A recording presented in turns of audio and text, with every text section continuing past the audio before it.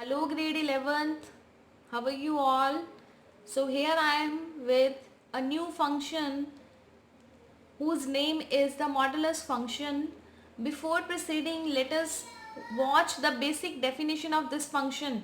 Let f from R to R is a mapping defined as fx equals to mod x. Here the domain of function is all reals and the range of this function is positive reals, right? And fx is described as when x is less than 0, the value of fx is minus x, and when x is greater than 0 it is x. And here talking about the input की बात हो रही है. when x is 0 it is 0, right? और जो आपका fx है वो तो हमेशा ही आपको पॉजिटिव वैल्यू ही देगा. As you know mod x means absolute value. तो अगर suppose I need to find the modulus of 2, you will get always 2. If I need to find modulus of minus 2, it is 2. Minus 1, it is 1. 0, it is 0. Right? तो यहाँ पर basically आपको जो भी output मिलेगा, अगर हमारा ये फंक्शन है, यहाँ से आप इनपुट दे रहे हो और यहाँ से आउटपुट आ रहा है, ठीक है, और जो प्रोसेसिंग हो रही है उसमें सिर्फ आपको पॉजिटिव टर्म्स ही मिलेंगी, राइट?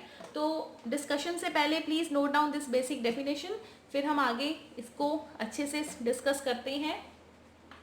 तो यहाँ पर जो इनपुट जा रहा है, इनपुट यहाँ पर positive integers, positive rationals, positive real numbers as well as negative real numbers as well as zero. तो सारा इनपुट आप दोगे, लेकिन जो आपको आउटपुट मिलेगा वो हमेशा आपको आउटपुट क्या मिलेगा, हमेशा positive real numbers, right? So please pause this video and note down its basic definition. और बेटा आपने डोमेन याद रखना है. Domain of the function is all real, range of the function is positive reals. तो इसको अब एरो डायग्राम से भी करते हैं, इसका ग्राफ भी ड्रॉ करेंगे, अच्छे से इसके बारे में डिस्कशन करेंगे, because this function is the base of +2 calculus. In +2 calculus you will get so many questions related to modulus function, right? So let us start. तो बेटा देखो यहाँ पर मैं एरो डायग्राम ड्रॉ करने लगी हूँ, और जो प्रोसेसिंग है, जो फंक्शन है, वो क्या करेगा, इसको पॉजिटिव देके यहाँ पर फेंकेगा. तो जो आपकी डोमेन है रियल नंबर्स है, code domain is also real number, domain of function is real number, code domain of function is also real number. बात अभी हम रेंज की करेंगे, ठीक है? अब देखो 0 का मॉडुलस तो 0 ही आएगा, 1 का मॉड 1, 2 का modulus 2, modulus of 3 is 3 and the modulus of 4 is 4. Similarly -1 modulus is 1, -2 is 2. तो इस तरह से आप एरो बनाओगे, राइट? और -3 यू हैव 3, -4 यू हैव 4. ये आपकी ये एरो डायग्राम बनेगी, राइट? तो यहाँ पे कोई खाली नहीं होना चाहिए, खाली होगा भी नहीं, क्योंकि अगर आप कोई सपोज आप कोई रैशनल नंबर भी ले रहे हो तो आंसर तो उसका भी मिलेगा. -1/2 ले रहे हो, उसका मॉडुलस 1/2 आ जाएगा, ठीक है? तो यहाँ पर जो रेंज है वो सिर्फ आपको पॉजिटिव रियल्स ही मिलेंगे. R+ का मतलब है पॉजिटिव रियल्स, राइट? तो ये है आपका मॉडुलस फंक्शन, जिसमें आप इनपुट नेगेटिव नंबर्स का देते हो, आउटपुट हमेशा आपको पॉजिटिव नंबर्स ही मिलता है, right? So students we have fx equals to mod x, और ये mod x हमारे पास किसके इक्वल होगा, जब आप x को लेस देन 0 लोगे तो आपने इनपुट देना है -x.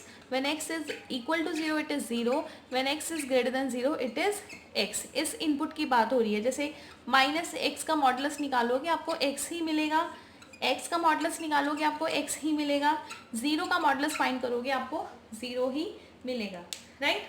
जो यहाँ पर इनपुट की बात हो रही है बेटा, इनपुट मतलब कि x को आपने क्या पुट करना है. अगर आपका x 0 से कम होगा तो आप x को क्या पुट करोगे, -x. 0 होगा तो 0, अगर x 0 से बड़ा होगा तो आप x को क्या पुट करोगे, x. लेकिन इसमें हमें आउटपुट पॉजिटिव नंबर्स की ही देनी है. Let's draw its graph. Now students I have taken the function x and fx, ठीक है?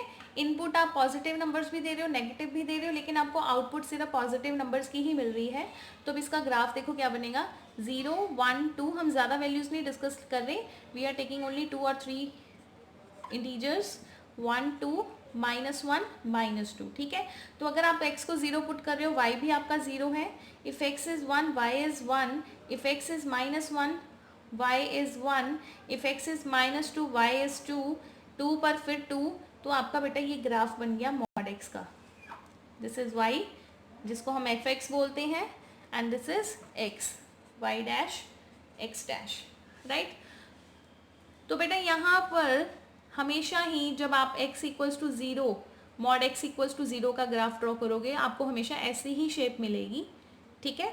तो इसमें दूसरी बात ये है देखने वाली कि ये जो लाइन होती है, this is a straight line, इस लाइन की इक्वेशन होती है y इक्वल्स टू एक्स.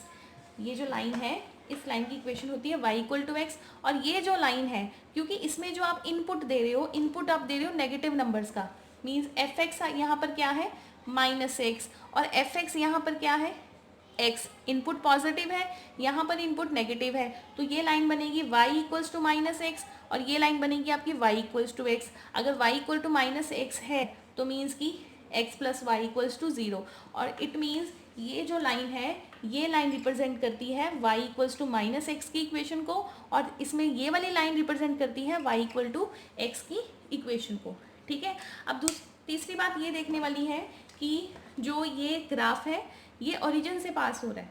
ठीक है. तो जब भी आपको सिंपल मॉड एक्स का ग्राफ ड्रॉ करना है, आप इस तरह से बना दोगे, ऑटोमेटिकली अंडरस्टैंडिंग है ये कि ये मॉड एक्स का ही ग्राफ है. अगर मैंने मॉड एक्स -1 का ग्राफ ड्रॉ करना है, तो मुझे अपना ये ग्राफ शिफ्ट करना पड़ेगा यहाँ पे. तो वो कैसे पता चलेगा कि इधर शिफ्ट करना है या इधर शिफ्ट करना है? आप क्या करोगे, let x -1 equals to zero, x equals to 1.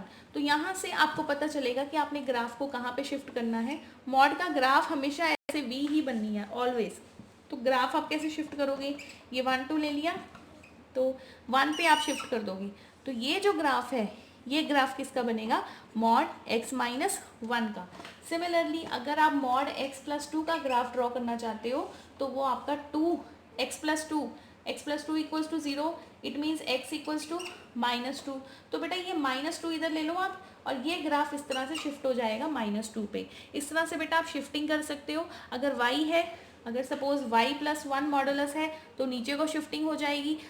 y -1 है तो ऊपर को शिफ्टिंग हो जाएगी. तो शिफ्टिंग आपको पता होनी चाहिए, ये हम +2 में करेंगे. तो this is all about your modulus function. Domain of the modulus function is all real. Code main CD code domain is all reals, and the ranges are positive. ये 3 आपको MCQs पूछे जा सकते हैं.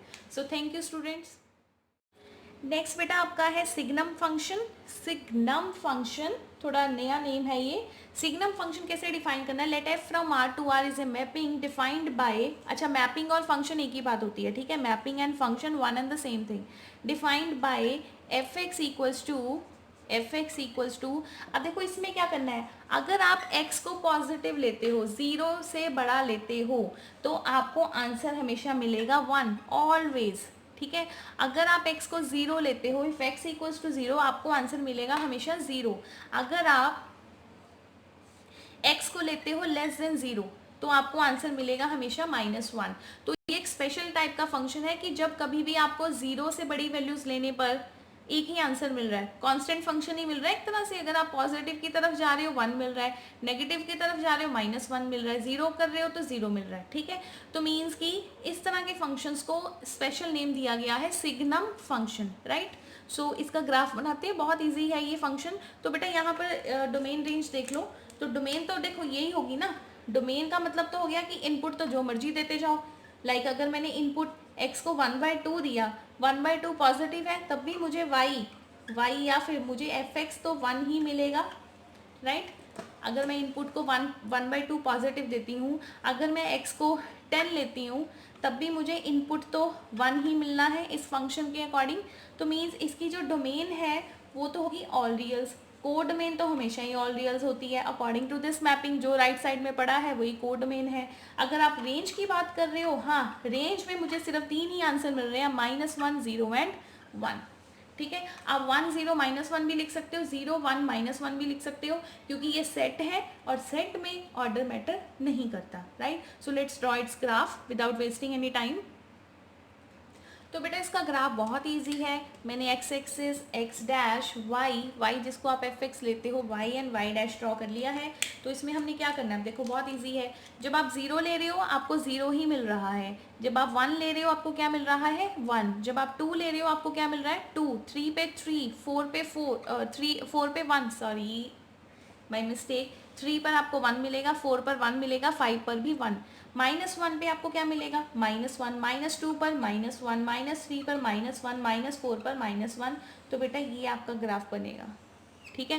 This is the graph of A signum function. Paper में आ जाता है कि ग्राफ ड्रॉ करो, so it's a quite a very simple function. बस हाँ ये है कि आपको बेटा सबके नेम याद होने चाहिए कि कौन कौन से फंक्शन है। तो आप देखोगे कि ये वाली line parallel to x axis है, this line is also parallel to x axis.